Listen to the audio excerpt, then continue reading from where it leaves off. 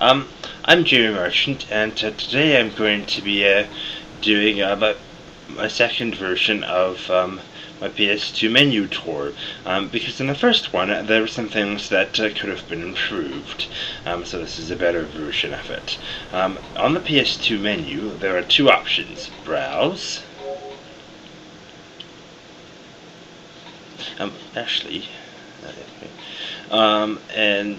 Where you can, if a game is inserted, play the game or look through the things on your memory cards and delete them, copy them, or whatever. The part that I think is the most important is system configuration. From here, we can adjust the clock, which I'm not going to do. Oh, it's been pointed out to me that those pillars in the background are actually generated by the data on your memory card, and like it's something like how often you play each game or something. It's related to the games in the memory card. Anyways, you can adjust the clock. You push triangle and you can get the options, the time format. If you prefer 24-hour time, you have that option. The date format, so you can, that is important for the dates that show up on the memory card, the time zone, and whether daylight savings time is on. And let's see if the time is correct. No, apparently it's not. So the daylight savings time thing must be wrong. Oh, it is indeed. I mean, the standard winter time. There you go. Oh, look at that! The thing in the background shifted. Yep. And screen size. If you push square display, then you can see the thing dancing around the background. Isn't that neat? Screen size. Let's go to, so your options are 16:9, 4:3, or full. Then at this point, if your computer supported it, if your monitor supported it, you would crop the bottom and top off. Mine doesn't. My video capture card does not support this feature. However, it does support stretching the screen to fill a different aspect ratio. But the videos that you make don't support that feature. So if I stretch the screen, I will see it, but you will not. I can change that in post-production though. What this option allows is if you insert, like, I think it's Jack 2, then it automatically changes the aspect ratio of the screen to 16:9, and then you can set your television to 16:9 and everything will look correct. Digital out, optical. If you have optical audio hooked up, then you want this enabled, otherwise you want it disabled.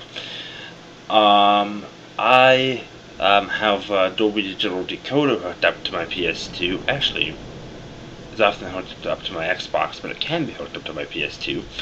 And so I want this on for that.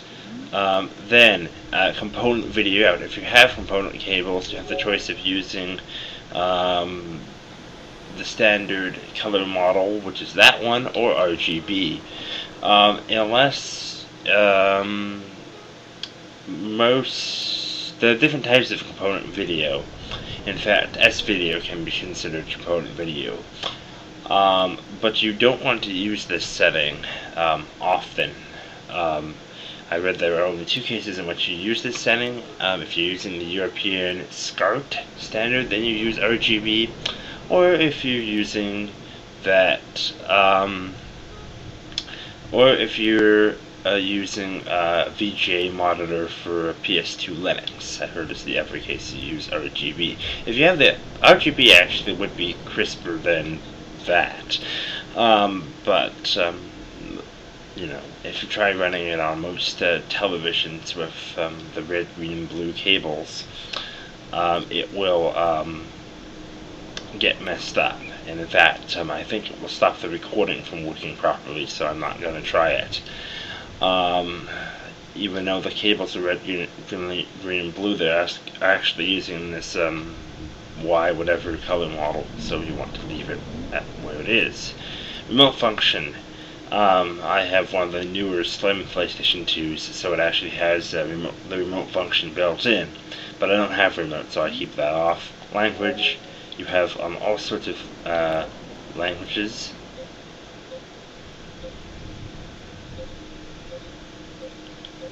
I speak English, so that's what I'm going to do.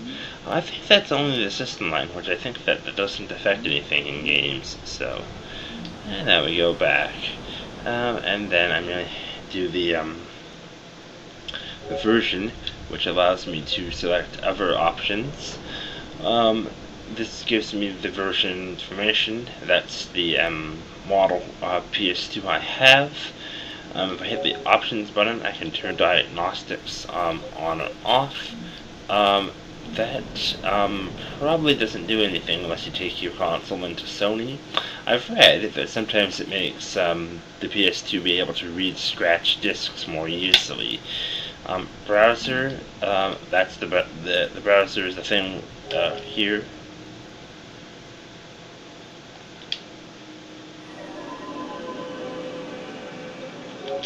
So that's the browser. It's not an internet browser, and that's the version number of the browser, the version number of the CD player. PlayStation driver.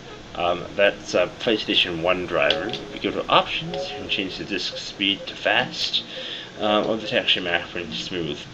These only seem to last one boot, so you actually have to go into the version on system configuration and then go into PlayStation driver and then to options and then change these and then insert your disk.